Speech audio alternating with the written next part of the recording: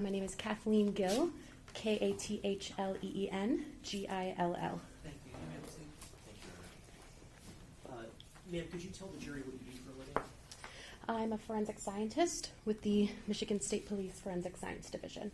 And within the Michigan State Police Forensic Science Division, do you have a particular area of focus? Yes, I primarily work in the forensic biology unit, so it's my responsibility to receive items of evidence and screen them for any possible biological material that could offer information to an investigation. That could be through the form of different body fluids, skin cells, tissue, hairs, almost anything that can come from the human body. I then identify those samples and then prepare those samples for DNA analysis. I'm also cross-trained in our crime scene response unit as well. And when it comes to the area of body fluid identification analysis, how long have you been involved in that field? I have been in the body fluid identification unit for a little bit over 8 years. Prior to that, I was in the DNA unit for about 1.5 years. And in terms of your qualifications to do body fluid identification analysis, can you sort of walk the jury through your education and your training? Yes, I have a bachelor's degree in human biology from Michigan State University. I also have a graduate level certification in forensics investigation from Wayne State University. I've received internal training through the Michigan State Police. Every scientist has to go through that training before being able to conduct casework on evidence in cases. That training program is about 9 to 12 months long. It involves doing a lot of different practice and gaining experience in all of the different techniques and tests that we use, observing qualified analysts doing casework under direct supervision, and then having to pass and complete a number of written, oral, and practical competency exams before being allowed to start working on evidence. Okay, and did you ultimately do some body fluid identification analysis when it comes to items that were submitted to the lab in connection with the investigation into the death of Samantha Woll? Yes, I did. And in terms of the analysis that you used in this case, did you use your education and training and follow the sort of parameters of the Michigan State Police Laboratory? Yes, I did. Your Honor, I'd move to have this witness qualified as an expert in the field of body fluid identification. No objection. Okay, so this witness's testimony will be accepted as an expert in the field of body fluid identification. You may proceed with the work she did in this case. Remove this exhibit. Yes, sir. And in connection with this case, did you author two different reports? I believe I authored 3. 3, okay.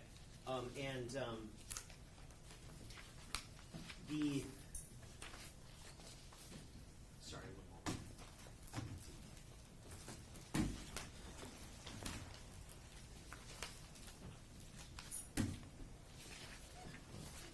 And those 3 reports, were those for evidence that you received to analyze at 3 different times? Yes. When it comes to the first report that you authored, I'm holding a document that's been marked as proposed exhibit 95. May I approach your Honor? 22. 95. Is it record 22? Record 1. Oh, okay. Is proposed exhibit 95 a copy of the first report that you authored in this case? Yes, it is. And in terms of the evidence that you analyzed at that time, does that report fairly and accurately depict your analysis and your findings? Yes, it does. Your Honor, I move to admit proposed exhibit 95. No objection. That'll be admitted.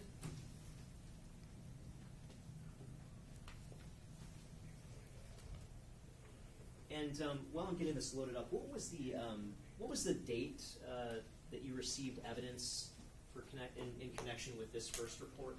It was October 24th of 2023. Okay, and if we go through this sort of list of evidence received, is it your understanding that you received sort of a sum of evidence from the crime scene to look for possible presence of blood? Yes, I received a number of different evidence items, 10 containers in total, that I believe were from the initial scene of the crime and also from the medical examiner's office, evidence collected from Samantha Woll's person. Okay, and when it comes to this evidence, is it?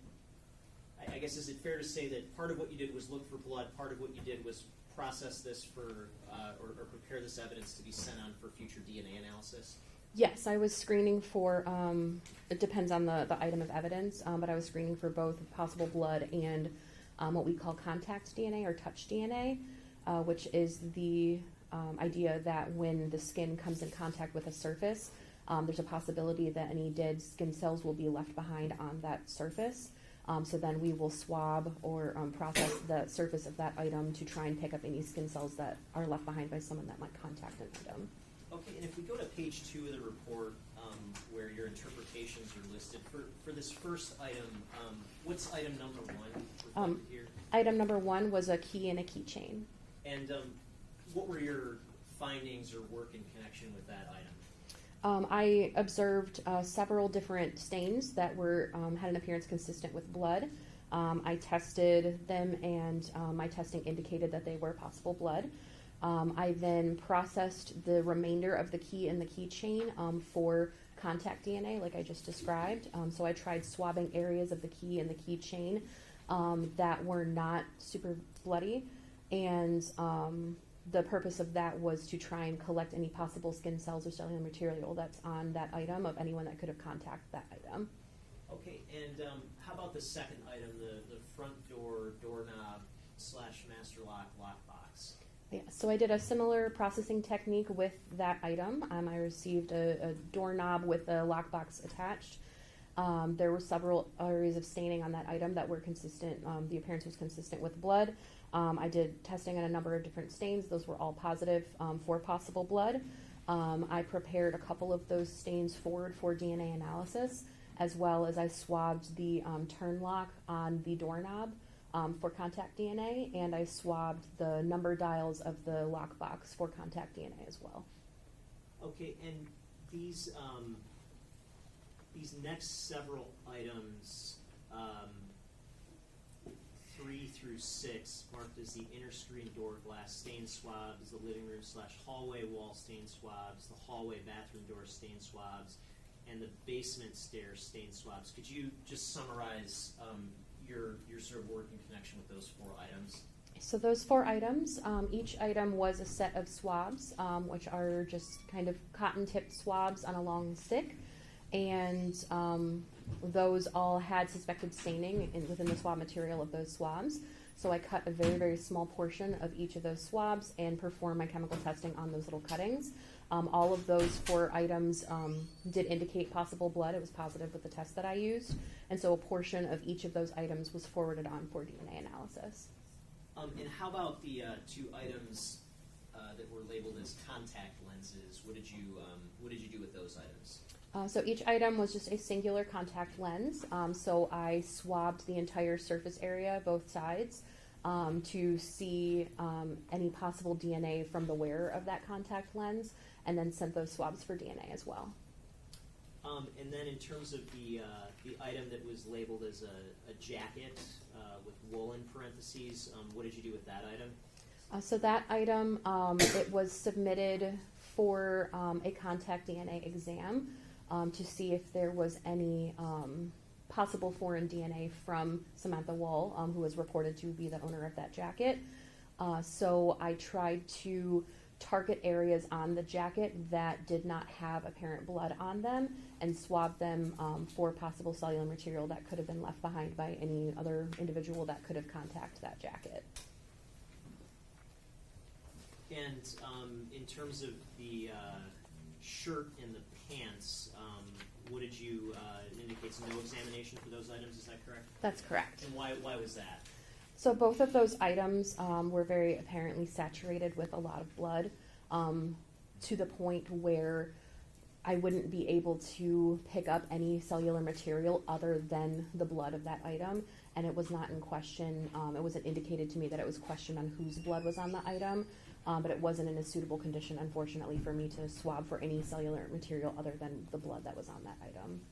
And then how about the fingernail clippings attributed to the victim? What did you do with those? I swabbed all of them for possible cellular material. I tested the swabs that I collected because fingernails have such a small surface area. There's not really a great way to avoid any possible blood staining that might be on them. So I just collect any material that I possibly can off of those fingernail clippings. I then tested the swabs that I collected. Those both did indicate possible blood. And then I sent forward the swabs of any material from the fingernails forward for DNA analysis. And this last item listed here, the Samantha Woll known blood swabs, what was that item? So I actually received a tube of known blood from Samantha Woll, and so I took 2 sterile cotton-tipped swabs and collected a portion of that blood and then dried them in our sterile swab dryer so that we had a dried sample of that blood that could be kept at room temperature, kept for a long period of time because blood has a tendency to degrade over time. And then I took a small cutting of the swabs that I had collected and sent that forward for DNA analysis as a known representative sample of Samantha Woll's DNA to be able to compare to anything else that I sent forward. And up at the top of your report where that item is described, is there a specific agency number associated with that item? Yes, there is. And what was the agency number? It was 2310210085. The I'm saying for the this where it says do you see where it says agency item number 48? Yes. Okay, and I'm holding what's been admitted as Exhibit 92. May I approach, Your Honor? You may. What's Exhibit 92 labeled as? Exhibit 92 is what is on my report is listed as Container 10, which is the agency's item number 48. Okay, and would that include the blood sample? Yes, And is that does that have the agency? You said it has the agency number 48 on it. correct. And so essentially, with that blood sample, you're creating another sample that can be sent on for further DNA testing. Is that correct? Yes, I also created the known blood swabs that can be kept at room temperature and stored for a long period of time. And in terms of this sort of first round of analysis that you did, is that kind of the extent of what you did at the outset of this case? Yes.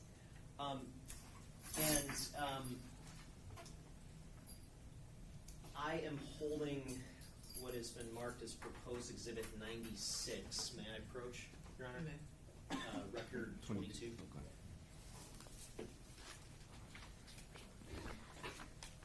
Okay.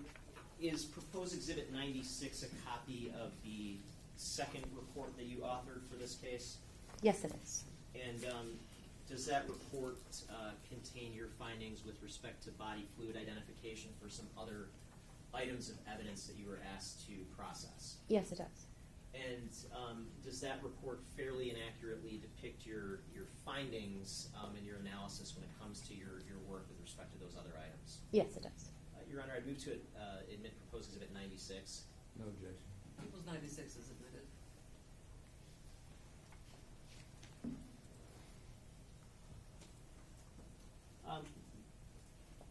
And if we pull this up again, what's the date here in terms of when you received the items that you reviewed here? The date on the report is February 9th of 2024. Okay, and in terms of the evidence that you received, starting with the first item, what was the first item that you received? The first item was labeled as R number 36, which is a folding knife with a blue handle. And what was the agency number associated with that item? 117. Okay, and I'm holding what's been admitted as Exhibit 29. May I approach, Your Honor? You may. Is Exhibit 29, does that have the same agency number, 117? Yes, it does. And what is that item labeled as? That is R number 36. It's labeled as the blue folding knife, found in Jeffrey Herbstman's vehicle. Okay. And what's the next item that you received at this point? I received a blue and silver folding knife that was labeled as R number 41 and the agency's number 154. And I'm holding what's been admitted as Exhibit 87. May I approach, Your Honor? You may. And does this have that same agency number 154? Yes, it does. And what's the description of this evidence item? One blue and silver folding knife removed from Michael Jackson pants pocket. Okay.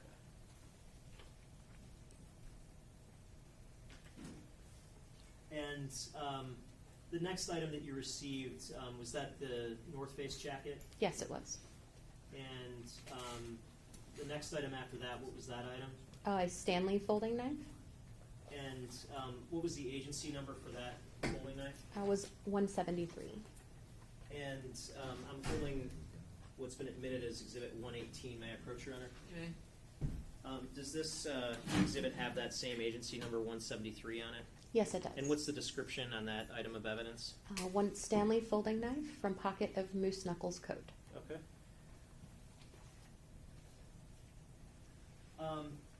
And the final item that you received, what was that item? It was a multi-tool and a sheath. Okay. And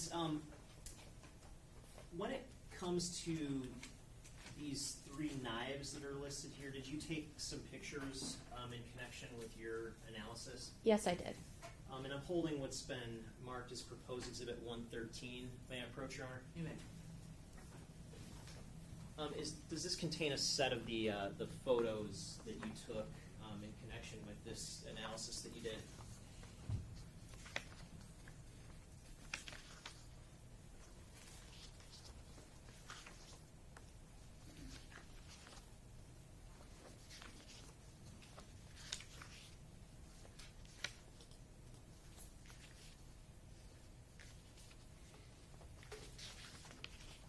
Yes, these are all the photos that I took. And do those fairly and accurately depict what you personally observed with respect to those items when you analyzed them? Yes. Your Honor, I move to admit proposed Exhibit 113. No objection. People's 113 is admitted. And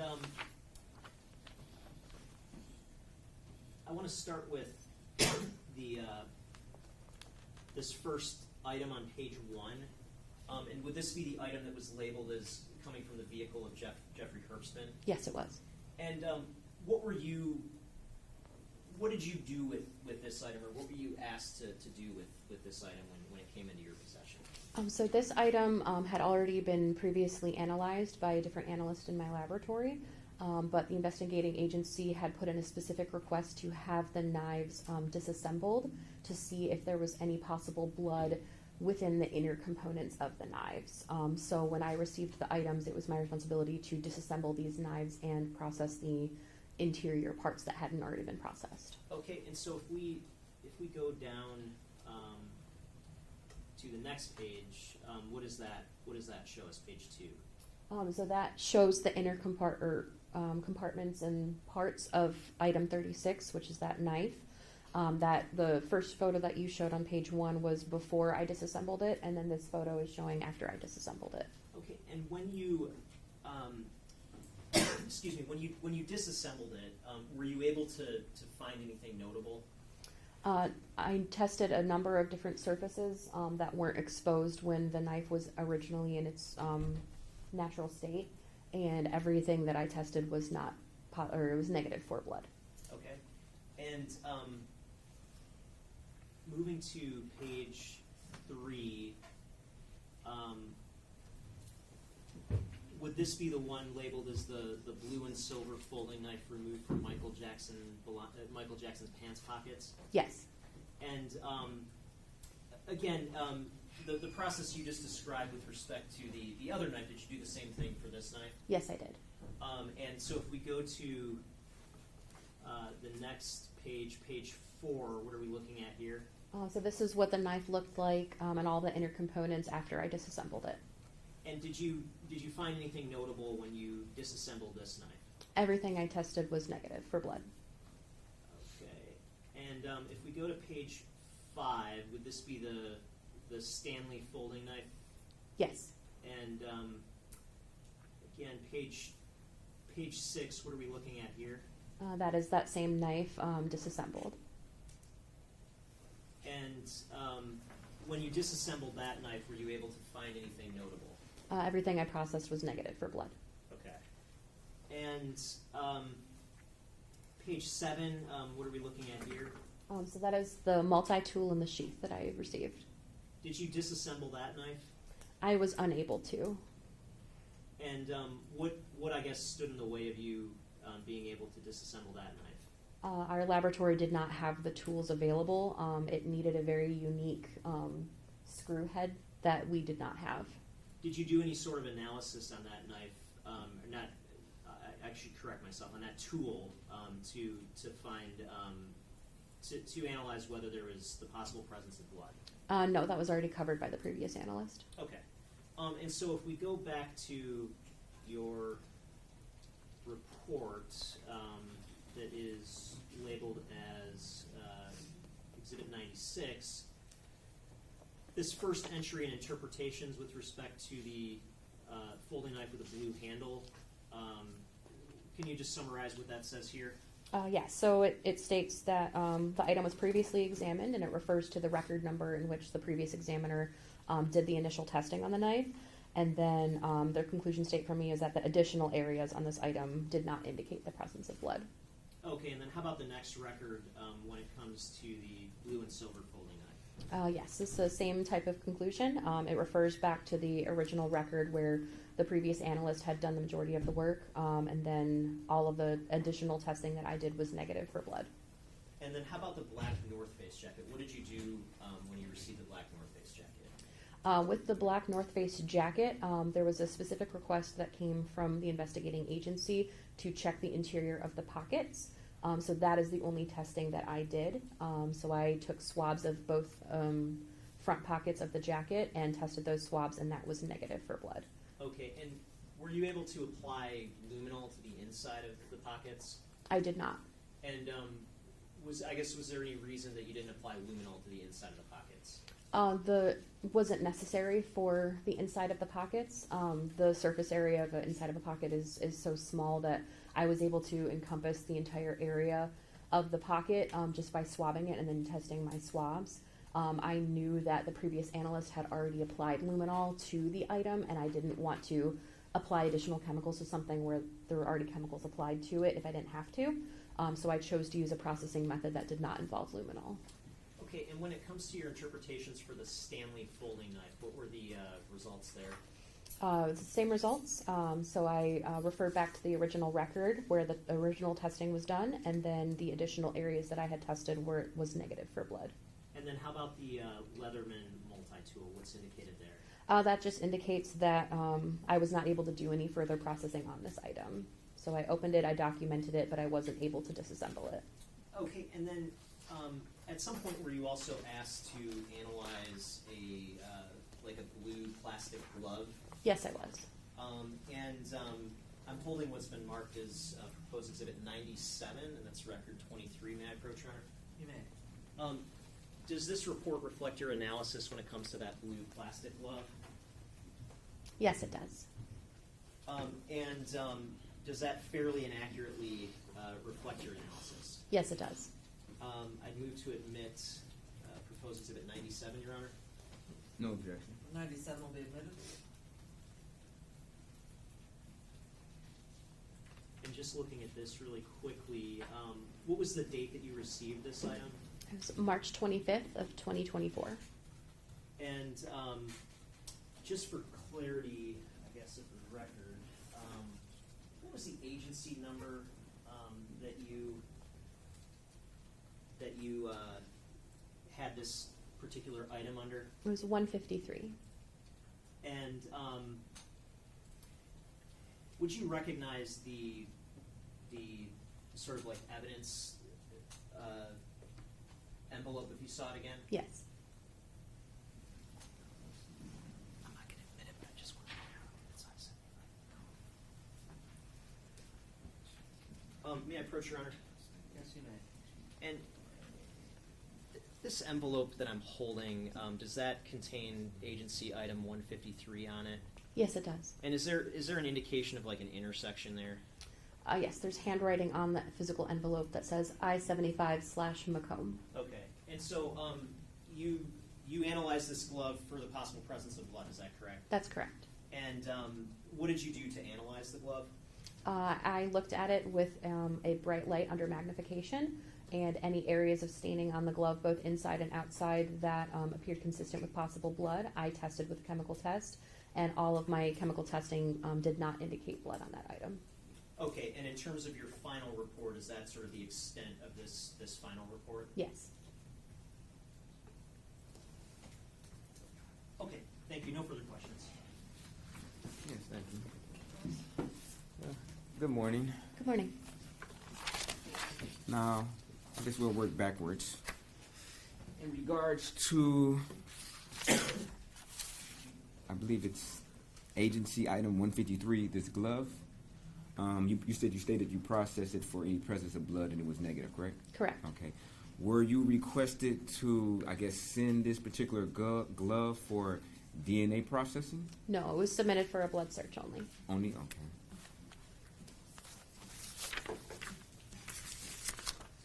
And if we can look at Exhibit 96, or if you can look at Exhibit 96, I guess you could bring it up. You indicated that the area of this black North Face jacket that you analyzed was negative for any type of presence of blood, correct? Yes, just the interior of the pockets. Okay. Now, you also stated that you were requested to analyze a folding knife, which is, I believe, is agency container number 36. That belonged to Jeff Herbstman. That's how it was labeled, yes. Okay. Do you remember if you analyzed any clothing that belonged to a Jeff Herbstman? I did not. You did not? Okay. Thank you. No further questions. Any regret? No, Your Honor.